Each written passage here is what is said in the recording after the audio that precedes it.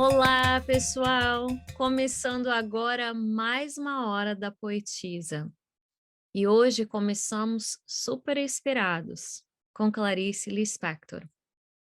Qualquer um pode amar uma rosa, mas é preciso um grande coração para incluir os espinhos. Hoje conversamos com a multitalentosa, atriz, figurinista, produtora, diretora, mulher de teatro e atuadora do A Nós Aqui Outra Vez. Com vocês, Tânia Farias. É uma honra estar aqui com você hoje. Então, para começar, eu vou pedir para você falar um pouco sobre o seu trabalho no Oi Nós Aqui Outra Vez e sobre a trajetória como atriz, mulher de teatro. Tudo bem, Alessandra? Quero Tudo dizer que bem. para mim também é um grande prazer estar aqui conversando contigo, te conhecendo um pouquinho, né? Obrigada. Estabelecendo essas pontes. Sim, Que muito agora, importante, né? engraçado é que você estava bem aqui, né? Aqui onde eu estou, em algum momento da sua existência. Agora a gente está longe. É um E prazer. prazer meu também.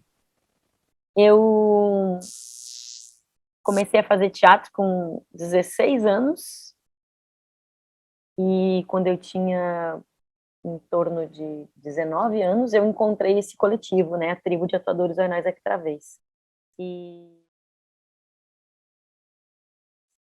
E posso dizer que o Oinóis foi a minha escola de teatro, né? Uhum. Mas quem conhece o Oinóis sabe disso, né? O Oinóis é um grande projeto.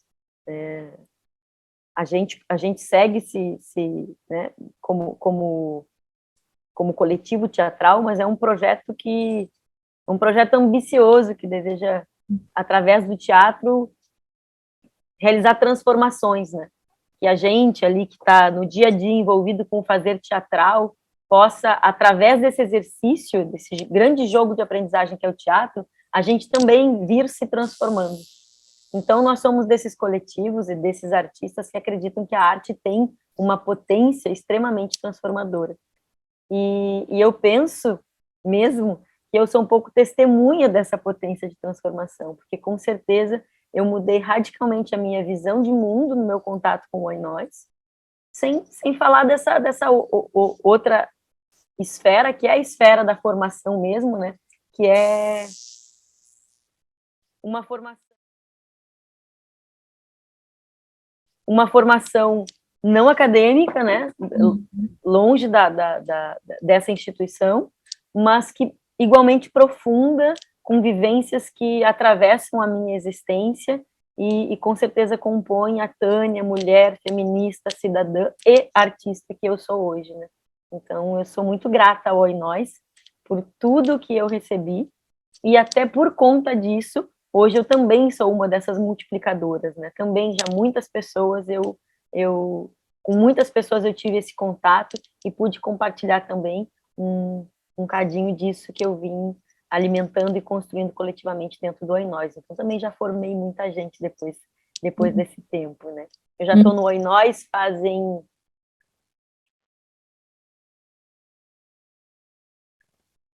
27, 28 anos. Isso para minha vida é um montão, né? O Oi Sim. Nós tem 43 anos, agora nesse próximo ano vai completar 44. Isso para um coletivo teatral também é bastante tempo.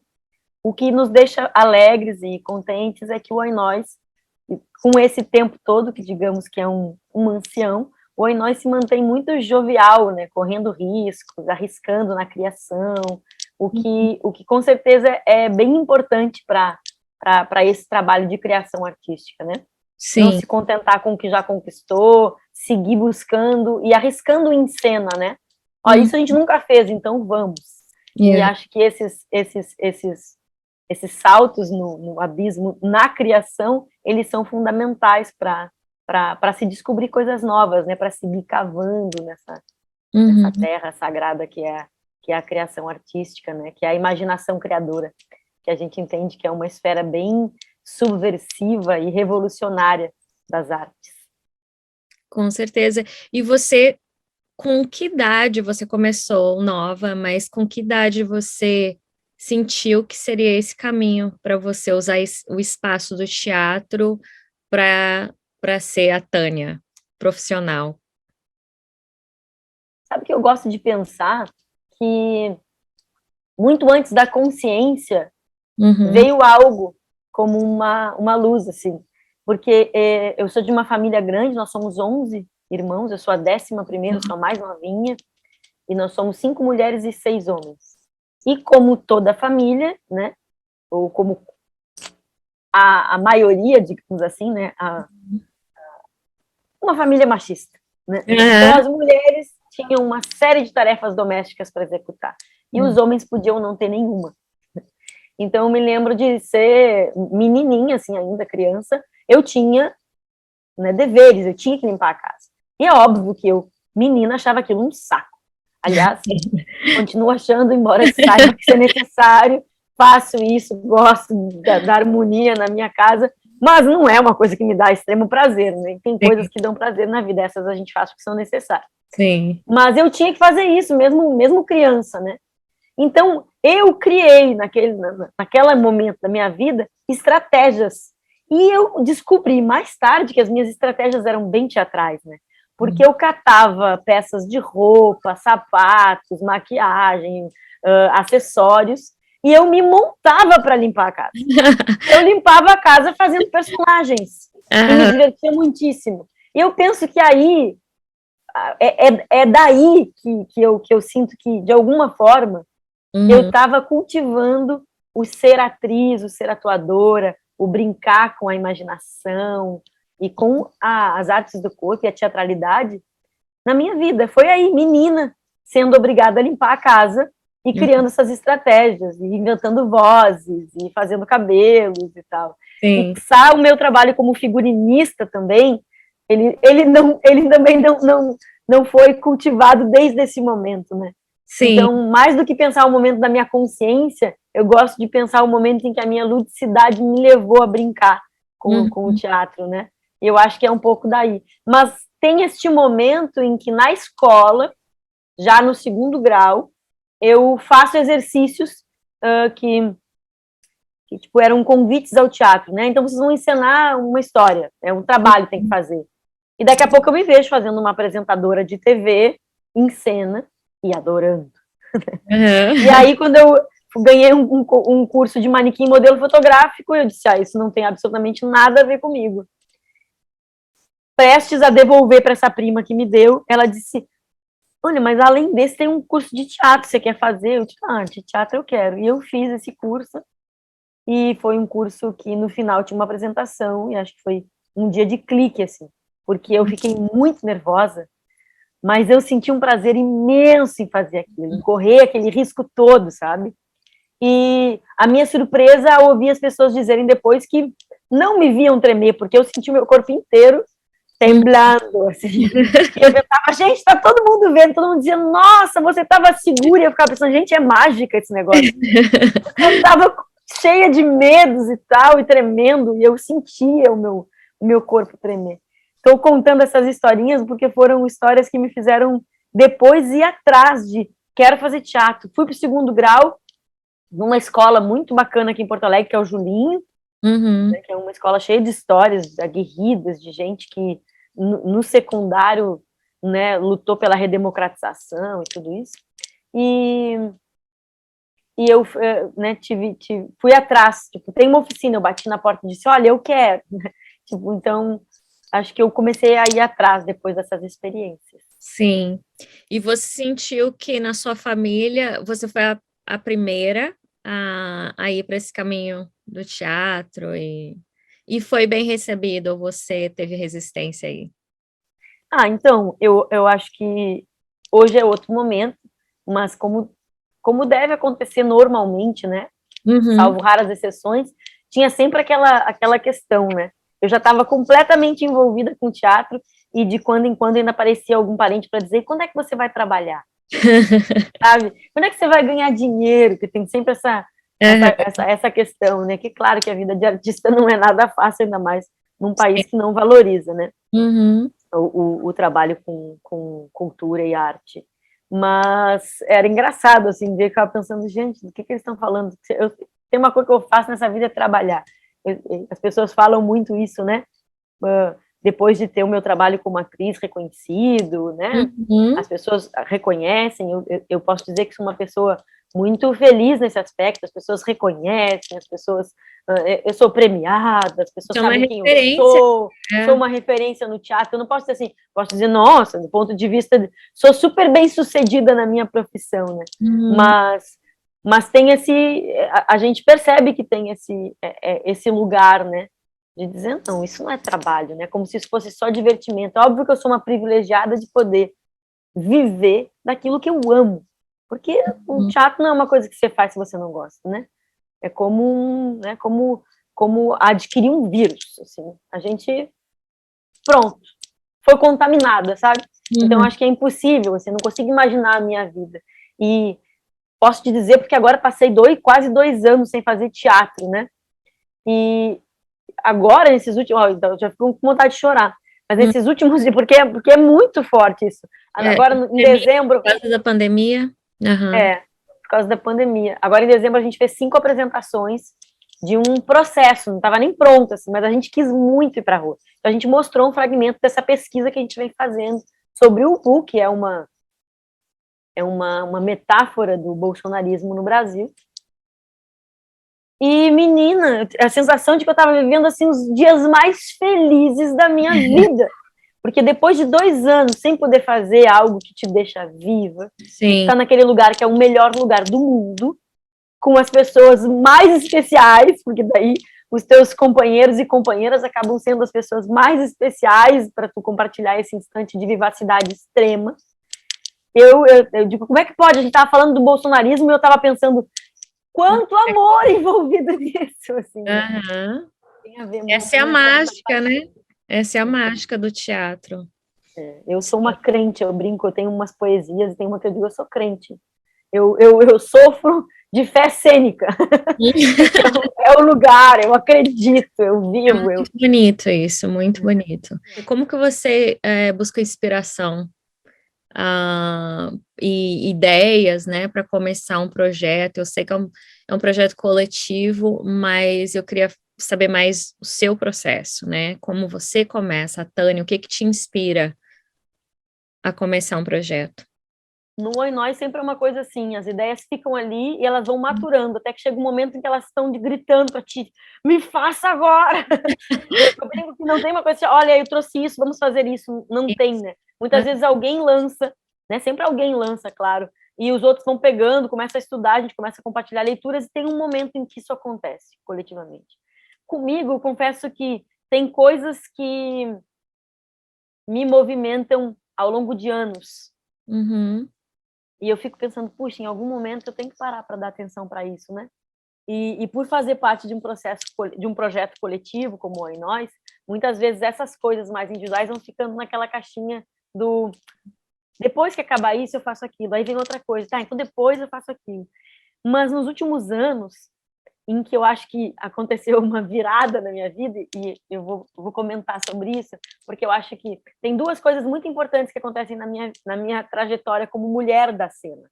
Sim. Que é ter conseguido fazer a desmontagem Evocando as Mortes Poéticas da Experiência, que eu falo um pouco na série do Confessionário, que é a série onde eu vou, que é o trabalho em que eu vou compartilhar a minha experiência de violência, de gênero, né, violência sexual também.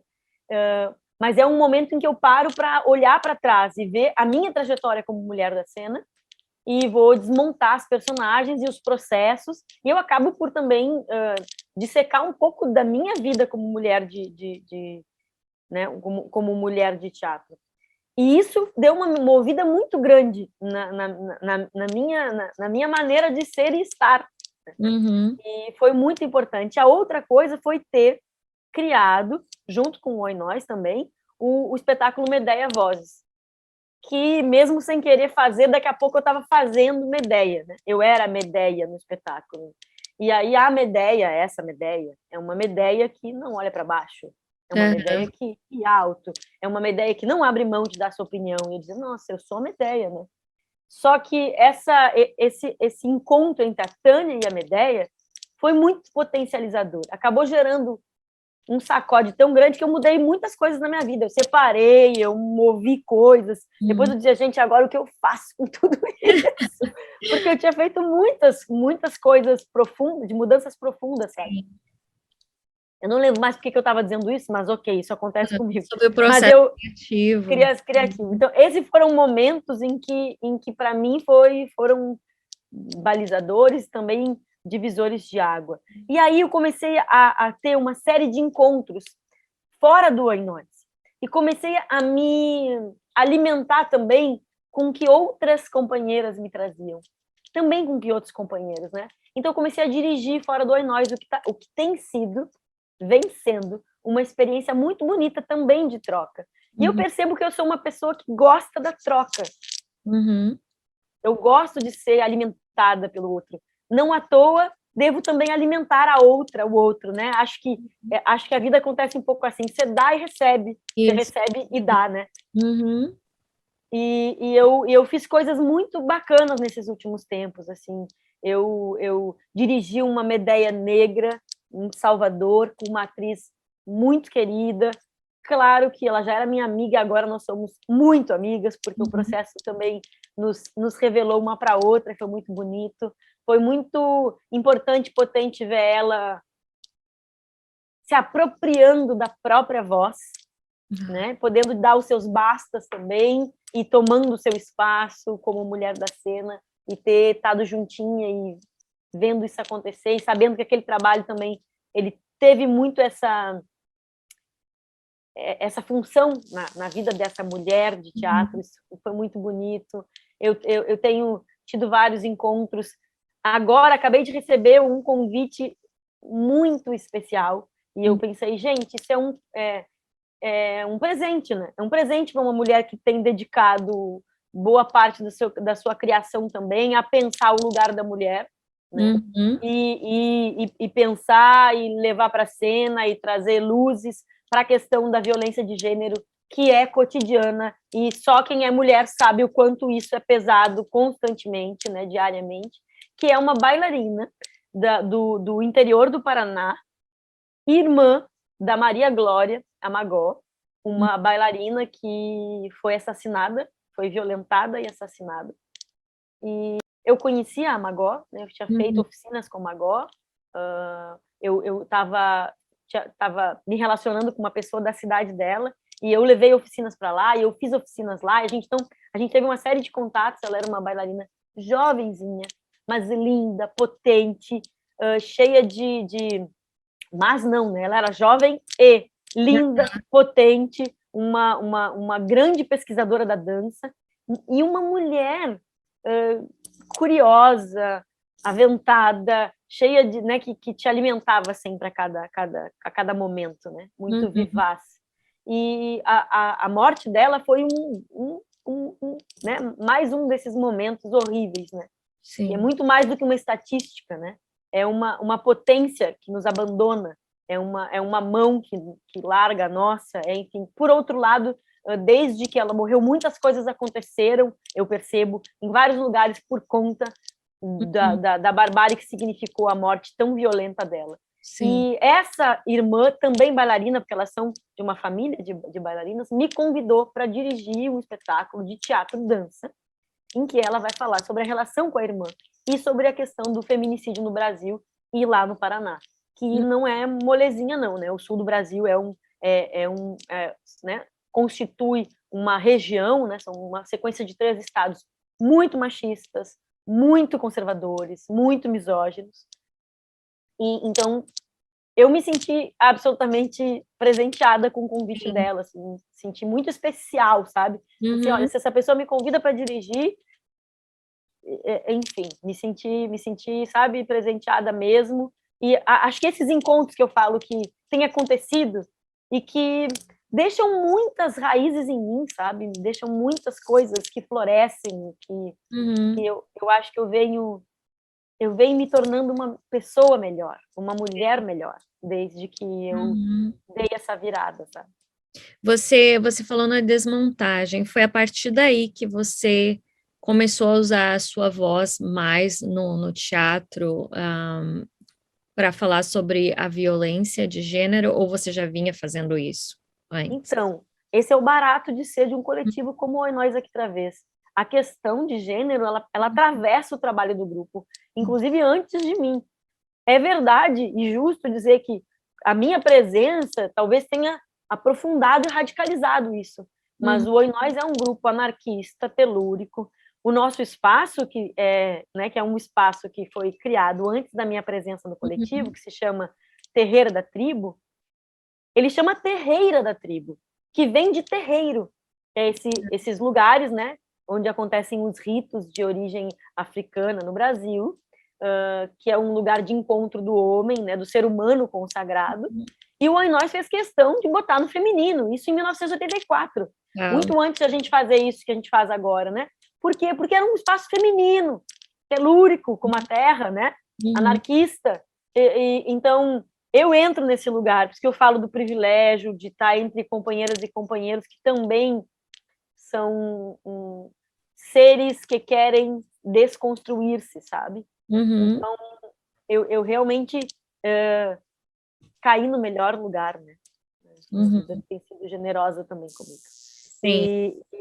Só que claro que eu penso que muitas das coisas, e acho que de lá para cá, desde que eu entrei, há 20 e tantos, né, quase 30 anos, eu certamente trouxe também, até pela minha própria vivência, né, de cotidiano, de violência, e essa experiência que, óbvio, que marca a minha trajetória e que, inevitavelmente, vai estar na minha trajetória de artista. Né? Sim. E você já tocou em várias questões que eu te perguntar sobre o confessionário também, que é uma websérie que está passando aqui no canal 95 da LTC, depois das nossas entrevistas, todo domingo, que foi a produção e a realização da Companhia de Solos e Bem Acompanhados, e foi através desse trabalho que, conversando com a Débora, que eu cheguei até você também, assistindo o seu episódio, né, que eu me senti muito honrada de poder escutar a sua voz, a sua história, a sua experiência, e também quis saber mais, né, e te convidei para vir nesse espaço para você compartilhar um pouco mais sobre você e sobre o seu trabalho. Porque você tocou em várias questões, compartilhando algo muito difícil, você conseguiu tocar em várias questões que muitas mulheres, focando especificamente nas mulheres, sendo que a gente sabe que as mulheres são mais atingidas, né, nessa violência sexual, violência de gênero e também racial, do que outros grupos. E você falou sobre culpa, sentimento de culpa, sobre a invisibilidade, sobre outras pessoas cometerem mais injustiças, sobre a experiência que você teve da continuação da violência depois do ato, depois do que aconteceu. Então, tudo isso são questões muito importantes que você trouxe ali. E a importância de você usar o seu espaço e fazer um convite para outras mulheres usarem a voz delas, convidando elas para contar a sua história, porque elas são as protagonistas da história. E isso é muito poderoso e muito importante, né? Porque tem um segredo, né? Um tabu, a cultura que super machista, que prevalece a violência e as injustiças contra a mulher. E tem esse segredo que eu não posso falar sobre o assunto, e se eu falar, o medo de que ela vai se tornar mais vítima ainda, que ela não vai ser entendida, que vai ser julgada, aquelas questões de que o foco passa a ser a vítima e não quem cometeu o crime, né? Que ela não devia estar naquele lugar, naquela hora, usando aquela roupa. Isso a gente ouve muito. Então, isso tem que ser mudado. Tem que ser dado um basta. E você tocou muito bem todos esses assuntos, né, de uma forma muito poderosa, você usou o espaço assim, eu fiquei muito agradecida por você decidido fazer isso, sendo que é algo difícil de se fazer, e também por trazer isso, a história, essas histórias no teatro, como através dos seus personagens, e um olhar diferente para essa situação, um olhar mais justo, né? E que a gente, vendo, escutando sobre isso, se interesse mais em aprender sobre isso e como a gente pode ajudar a pessoa que passou por uma violência dessa. Às vezes a gente quer ficar dando conselho, né? E às vezes não é isso que vai, não só isso, que vai ajudar a pessoa no momento. Então, vamos aprender mais sobre isso, vamos, né, focar mais na pessoa que passou por essa situação de crime, de uma forma a não julgá-la, né, e também perceber que a pessoa que cometeu o crime, ela tem que ser responsabilizada por aquele ato. E, infelizmente, Tânia, eu acredito, e eu acho que você compartilhou isso também, que nós, como mulheres, ocupamos hoje um espaço muito melhor na sociedade, mas que ainda tem muita coisa que precisa ser mudada. Um exemplo disso é a violência que ainda persiste contra a mulher, né? Eu acho que tem uma das coisas uma das coisas que eu senti que é uma militância importante de nós termos é justamente no combate do silenciamento, né? Uma mulher que fica sozinha, em silêncio, guardando uma culpa gigantesca sobre uma violência que ela sofreu, é muito mais que uma injustiça. É injustiça que esse agressor, que esse criminoso não seja, né, não seja punido pelo crime, né? Mas é muito mais do que isso pensar que uma mulher vai sofrer e se responsabilizar por algo que não é responsabilidade dela, né? E que vai ficar guardando e que vai ficar adoecendo ao longo de anos e anos. Então, não é um conselho, né? Não é um conselho, é um lugar, é dizer, nós não temos culpa. Nós não merecemos guardar essa culpa. Isso, pensar que uma mulher vai sofrer e se responsabilizar por algo que não é responsabilidade dela, né? E que vai ficar guardando e que vai ficar adoecendo ao longo de anos e anos. Então, não é um conselho, né? Não é um conselho, é um lugar, é dizer, nós não temos culpa. Só que isso está na psicologia da sociedade machista, misógina que nós vivemos. Fazer a mulher eternamente sentir culpa de quase tudo. Se a gente sente prazer, a gente sente culpa, porque o nosso corpo não é um corpo para sentir prazer, nosso corpo é um corpo de reproduzir. E eu estou falando isso, pode parecer a coisa mais velha do mundo, mas nós estamos vivendo num momento em que o mundo inteiro dá uma guinada à direita. Uma guinada à extrema-direita, uma guinada ao conservadorismo, em que pensar o corpo como festa, que é como ele deveria ser pensado sempre, e aí o corpo é o corpo, as corpas, de mulheres, de homens, de LGBTQIA+, todos os corpos merecem ser celebrados, merecem sentir prazer, merecem, né? Esse é o lugar do corpo, não é o lugar da dor, da culpa, né? Da vergonha, não, entende? Então eu penso que pode parecer coisa muito pouca, mas eu acho que não é, sabe? Eu acho que esse é um lugar muito político, eu acho que o princípio da política é o corpo. E se a gente ficar separando essa coisa, a gente está dando um tiro no pé. Não pode mais pensar. Não pode mais pensar que colocar-se politicamente não tem a ver com isso. Tem tudo a ver com isso. Então, quando eu falo do lugar da militância, temos que ter isso em primeiro lugar. E tudo o que vier depois vai poder vir, porque o caminho está aberto. Tudo que vier de importante, de lutas, de pautas, vai ser bem-vindo, vai vir com força, porque a gente compreendeu que a gente tem que botar uma pá de cal em cima da culpa que as mulheres carregam eternamente, né? E a sociedade precisa que nós, mulheres, comecemos. E eu Uhum. sei que isso é difícil, eu sei que isso é difícil, mas a gente precisa começar, por isso que a gente precisa se associar, né? Uhum. Mas sabe que tem uma coisa que eu tenho observado muito, Alessandro, que é a violência de gênero nos espaços políticos. Eu tenho votado em mulheres e tenho visto mulheres nesses espaços de poder. E Sim. acompanho e sigo elas nas redes sociais e tal.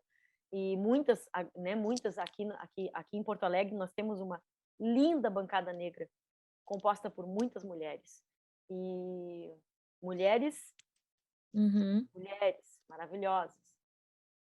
E é um absurdo a violência cotidiana que essas mulheres são expostas. Eu de alguma cidade que teve que ouvir barbaridades dentro da Câmara, dentro Uhum. da Assembleia, enfim, esse lugar, né, mais uma vez, que não aceita que a mulher esteja ocupando um espaço de empoderamento, né, Uhum. de dona da sua fala. E tu vê o quanto isso incomoda esse É. estado de coisas que, obviamente, se sente ameaçado pela nossa presença. Sim. Então, por isso que eu falo, comecemos por aí, comecemos pelas mulheres, tudo virá. Uhum. Uhum. Então,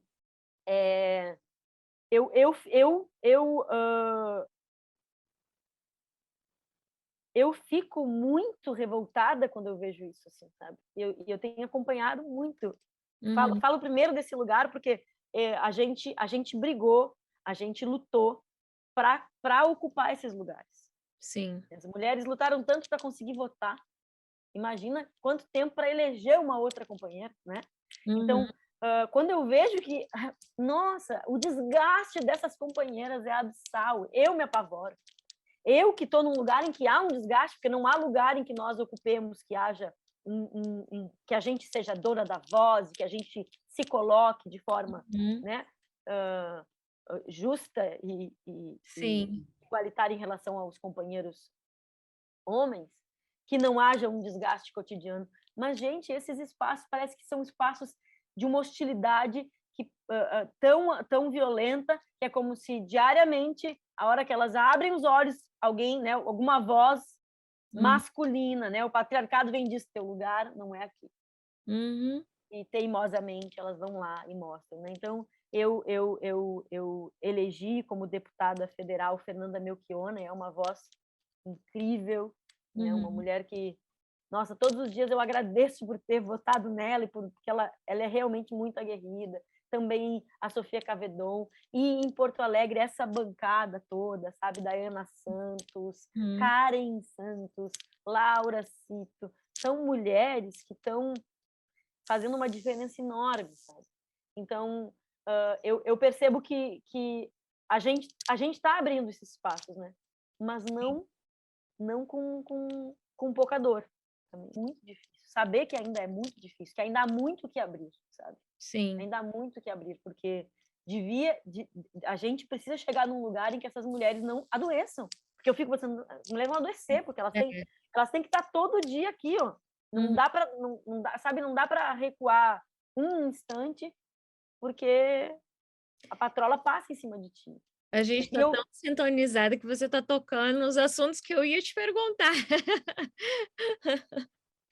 olha, eu adiantando teus assuntos. É, viu? Tá fazendo a minha vida bem fácil, colocando. Mas sim, eu ia falar justamente sobre isso, sobre esses lugares, sobre que a mulher ocupa, e também eu ouvi algumas coisas, voltando para a história da pandemia, eu ouvi algumas coisas que toda vez que eu escutava essa frase, eu questionava ela, porque eu ouvia muito assim, a pandemia atingiu todo mundo igual, e não é verdade. Diga isso para uma mulher que apanhou durante toda a pandemia, né? Aham. E então a gente sabe que as mulheres, né, a gente focando nas mulheres, elas tiveram uma carga muito superior. As mulheres, imaginando a mulher, né, que está com um companheiro em casa e que tem filhos, por exemplo.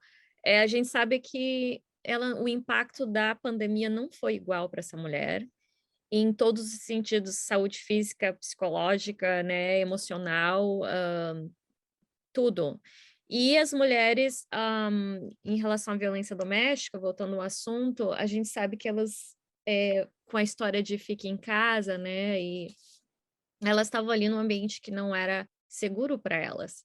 E o fato de repente, não poder trabalhar, né, ou perder o emprego, ou o que for, de repente o companheiro bebendo mais, tudo isso agravou a situação. Então, cada vez que eu escutava isso, assim, que a pandemia afetou todo mundo igual, nesse aspecto somente, já é percebido que não é verdade.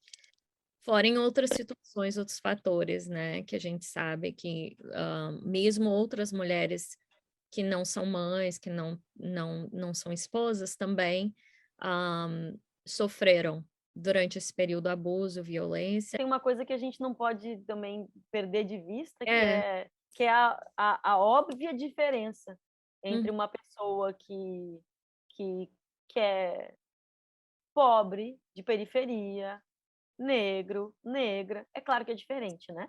Isso. A mulher negra de periferia também está em outro lugar, diferente da mulher branca de periferia, diferente da mulher branca não periférica. É claro que isso é diferente, sabe? Então, E a gente precisa pensar os feminismos todos que estão dentro, né? isso. Senão a gente nunca vai chegar no lugar certo, né? As intersecções, né, de raça, gênero, com certeza. Uma outra coisa que eu gostaria que você falasse um pouquinho sobre os papéis que você, ocupou, que foi o da Ofélia, por exemplo, e você disse sobre em relação a ela, sobre a culpa, né. E eu queria que você falasse um pouco dessa personagem e do seu trabalho com ela. Essa é a personagem que, de alguma forma, tem o processo criativo todo atravessado pela minha experiência de violência, Uhum. né? O estupro, ele teve presente o tempo todo no processo. E só posso acreditar. Foi tão importante fazer essa personagem que ainda hoje ela é uma personagem que eu gostaria muito que me acompanhasse ao longo da vida e sabe, quando eu estiver bem velhinha, meu corpo bem enrugado, se eu conseguir ainda estar em cena, que eu esteja fazendo essa Ofélia, porque acho que ela me lançou para dentro de mim e para o futuro, assim. Eu sinto Sim. que ela me lançou muitas mensagens para o futuro, sabe? Eu Uhum. acho que eu não estaria aqui se não tivesse passado por esse encontro, né? Enfim, de novo as mulheres, né? É uma personagem das mais importantes da dramaturgia mundial, né? Quando a gente pensa na história do teatro, é claro que a gente passa pelo Hamlet, mas dentro desse Hamlet está lá uma Ofélia, né? E essa Ofélia, então, que atravessa gerações e gerações e a própria história do teatro, me, me fez encontrar algumas coisas importantes.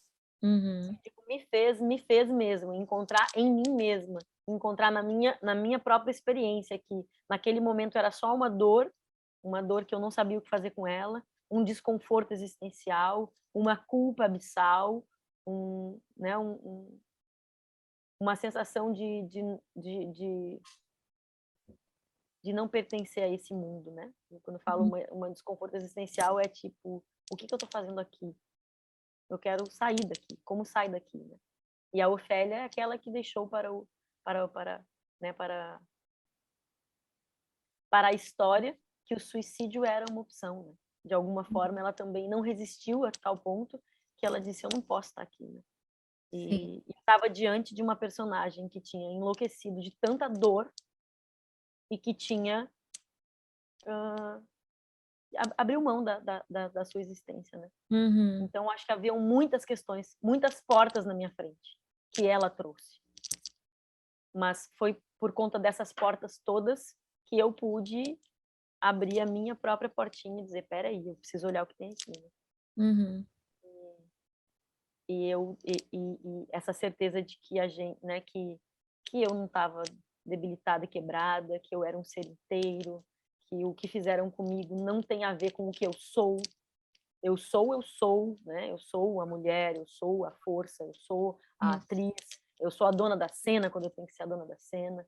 Eu sou a companheira das companheiras. Eu sou a filha da minha mãe, a irmã das minhas irmãs, a tia das minhas sobrinhas, e serei sempre. E quero ser uma mulher que possa ter deixado um rastro, uma referência boa para as que virão depois de mim. Eu fui encontrando muitas coisas, muitas forças, muitas Tânias que precisavam ser despertadas, sabe? Porque eu olhei para mim e pude dizer, olha, essa culpa não é minha, esse corpo quebrado que eu estou vendo está errado, não é meu, né? O meu templo continua inteiro, intacto, e o meu corpo é realmente a coisa mais sagrada que há, porque eu tinha muito esse conflito, assim, né? De Sim. já ter feito um primeiro estudo espiritual e ter pensado, cara, olha só, não tenho nada, só tenho esse corpo, e agora esse corpo está sujo, quebrado, destruído, porque vieram e fizeram o que quiseram com ele. O que que eu faço com esse trem? Eu Sim. queria botar fora e não podia, porque eu achava que era isso que tinha sobrado de mim, né? Só que não, né? Então, eu queria muito contar isso para as outras mulheres. Eu queria muito compartilhar isso com outras mulheres. Queria muito que elas soubessem que há muito mais que abismo dentro da gente, há muito mais que abismo, a nossa força é abissal. Então, e tem muitas outras aqui, né? Que vieram antes de nós, e todas aquelas que somos, que estão dormindo e que a gente precisa despertar, né? Porque uma mulher nunca é só uma mulher. Eu não sei, eu não sei se é porque eu sou atriz, há quem diga que é porque eu sou atriz e como eu vivo muitas mulheres, eu penso que há muitas. Mas sim, eu descobri muitas Tânias, eu descobri muitas Tânias. Há muitas Tânias numa Tânia só. E a Ofélia foi com certeza essa porta. E acho que tem uma questão que eu não falei sobre o meu processo criativo, é que o meu trabalho é muito físico. E acho que também eu dediquei muito tempo da minha pesquisa a melhor trabalhar esse instrumento que é o corpo, a melhor compreender isso que me empodera em cena, né? Que é o meu, é por onde eu me comunico, é por onde eu me coloco, é por onde toda a minha energia vital ocupa o espaço, né? Minha presença se empodera, né? Se aumenta. E é isso que eu já comentei, né? Que é a coisa de que também o meu corpo é o meu lugar de fala, o meu corpo é a instância mais política da minha existência. Onde ele está, estou, onde nós estamos, está colocado a que viemos. Né? Sim. Então, é para mim um belo mistério que eu trabalho tanto corpo no meu sacerdócio. Né? O teatro, para mim, é um sacerdócio, é um lugar de reverência, é um lugar de entrega, é um lugar de profundidades, é onde onde eu vou dar o que eu vim de melhor para dar para esse mundo que está aí, sabe? Sim. Então, eu fico pensando que é um mistério bonito, que eu tenha compreendido tudo isso sobre o corpo e que eu tenha dedicado a minha vida a construir um trabalho que depende desse corpo. E, portanto, é uma instância em que eu trabalho muito, é uma instância em que eu me dedico muito, em que eu observo com cuidado, né? Porque o meu trabalho também é observar o corpo do outro. Né? O teatro se faz na observação do outro, né? Então e da gente inevitavelmente, né? E a Ofélia foi esse momento de fazer a primeira personagem, toda o substrato dela vinha da ação física. E foi através desse processo de mergulho no próprio corpo que eu consegui encontrar as respostas, mais uma porção de perguntas a responder, e que eu pude abraçar essa Ofélia, né? Compreender ela nas suas escolhas e compreender as escolhas que eu tinha a fazer. Né? Pode parecer tudo muito subjetivo, também não espero ser clara e cheia de respostas. Com certeza. Mas eu estou adorando, eu acho tão libertador tudo isso que você está falando e inspirador também. Enriquecedor, transformador e eu acho que o teatro, o que me encanta no teatro é esse trabalho de descobertas, de autoconhecimento, desenvolvimento e essa busca constante de crescimento, né? De saber quem sou eu e sou eu que estou ocupando esse espaço, usando esse instrumento que é o meu corpo e tendo consciência disso. E eu acho legal que você está nessa busca constante de redescoberta de você mesma e você já percebeu que há várias outras Tânias em você. E isso é legal porque a maioria das pessoas acha que só é possível um jeito, né? E que mudança, às vezes, tem uma percepção de que a mudança é algo impossível ou não é algo bom, certo, de se fazer. E eu acho que é legal ouvir outra pessoa falando, não, que a gente está sempre mudando, sempre em transformação e o contato com o outro nos ajuda a crescer e a gente também ajuda o outro a crescer. Então, isso é uma troca bem, bem legal e tu falou sobre isso hoje. Eu acho muito, muito importante. Ah, então, você quer falar um pouquinho mais sobre como que as pessoas podem te encontrar e saber mais a seu respeito e do Oi Nós também, como podem contribuir com a continuação do teatro, né, popular em Porto Alegre. Então, quem quiser me encontrar, conversar comigo, eu adoro uma conversa, adoro uma troca, então mensagens inbox são sempre bem-vindas, eu gosto. Eu, se demorar em responder, não significa que não responderei, responderei. Eu tenho um perfil de mulher de teatro, sobretudo, né, o meu perfil pessoal que chama no Instagram e também no Facebook, mas eu vou dando aí os endereços de Instagram para vocês. Tânia, _Farias, _atuadora. Esse é o meu perfil principal. Aí eu tenho um perfil que é para meu próprio deleite, mas eu tenho muitas companheiras e companheiros que seguem e gostam, que chama La Lengua y la Mariposa, onde eu posto fotos e poemas meus, mas também de outros que eu gosto muito, e eu adoro essa pagininha. Lá está esse poema que eu li para vocês. Uhum. E eu tenho também um trabalho de vidro que eu comecei a desenvolver mais profundamente durante a pandemia. Eu criei um braço criativo que chama Carnaval Glass, porque eu também sou artista visual, e comecei a trabalhar com vidrofusão. Aí eu tenho essa página que chama Carnaval Glass, também está no Insta, e que também manda-se aí os objetos utilitários para todo o mundo e todo o Brasil. Então Uhum. tem essas 3 páginas que são todas da Tânia. E aí tem a página do Oi Nós, né, que é o Oi Nós aqui outra vez, no Insta, e a gente está em campanha de financiamento recorrente para apoiar, tem que entrar lá no benfeitoria.com/terreiro da tribo, e dá para fazer uma assinatura e contribuir mensalmente para que a gente continue desenvolvendo o trabalho, pagando o aluguel necessário para esse espaço criativo e também seguir desenvolvendo o nosso projeto de escola de teatro popular. Esse teatro é também uma escola que oferece oficinas abertas e gratuitas há quase 40 anos e também desenvolve todo um projeto nos bairros periféricos de Porto Alegre. Então, quem quiser contribuir, saiba que vai estar contribuindo para um trabalho de democratização do acesso à aprendizagem teatral e também para a criação desse coletivo teatral do sul do Brasil. Para encerrar, eu gostaria de te pedir para usar os últimos minutos para falar uma mensagem ou falar um poema, usar de forma que você queira usar esses últimos minutos, para o pessoal te conhecer um pouquinho mais e ficar com vontade de saber mais da Tânia e do trabalho do Oi Nós aqui através.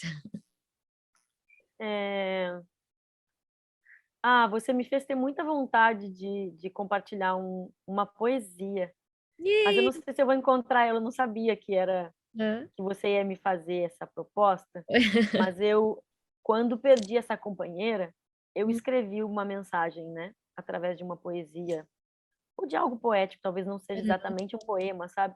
Sim. Mas que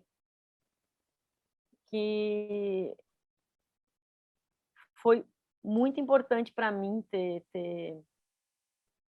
escrito naquele momento quando eu apresentei a desmontagem pela primeira vez, logo que nós a perdemos, Uhum. eu achei. Yay! Logo que a gente a perdeu, eu escrevi. E eu então, se você me permitir, ela pode não ser a coisa mais iluminada, mas eu acho que tem a ver e é de uma mulher para outra. É uma despedida, mas é também uma mensagem para nós todas. Se você achar que pode ser. Com certeza, é uma honra, privilégio. Ele chama Parem. Parem de nos matar. Não vamos nos desculpar diante do tribunal inquisidor de um país aos farrapos que nos culpa e condena dia a dia. E depois de tanto e tudo, por nos tornarmos mulheres. Por não termos medo desse corpo, por amarmos os peitos que carregamos, por desejarmos o corpo em festa, por celebrarmos a cada manhã essa infinidade de possibilidades que nasce com cada uma de nós. Parem de nos matar. Não. Nós não vamos parar de florescer. Parem de nos matar.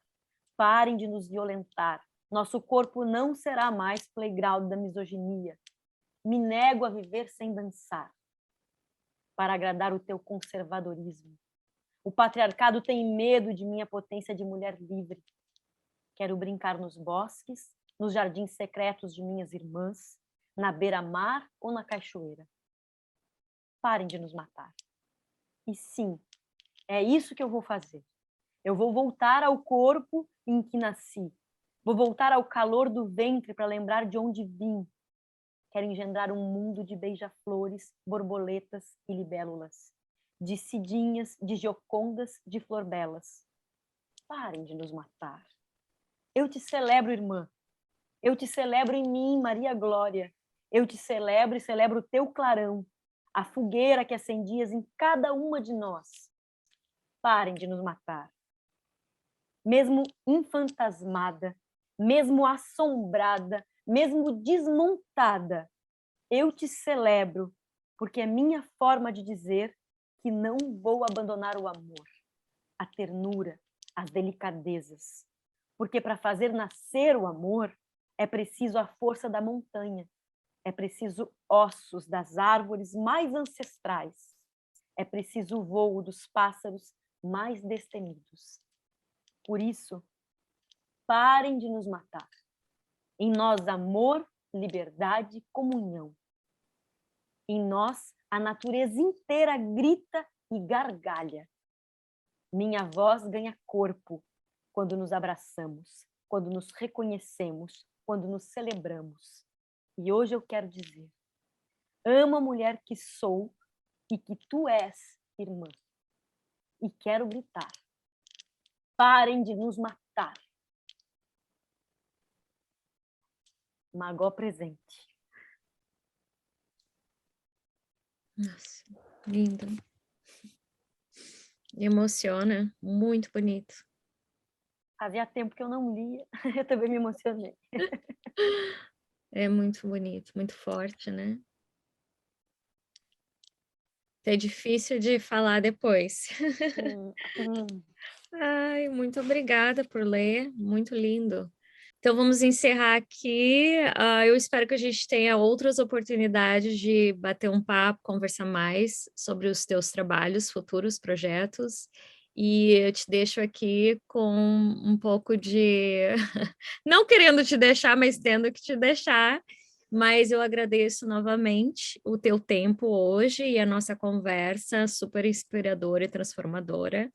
E foi um prazer te ouvir e te conhecer. Eu agradeço muito, viu, a oportunidade de conversa e de trocas.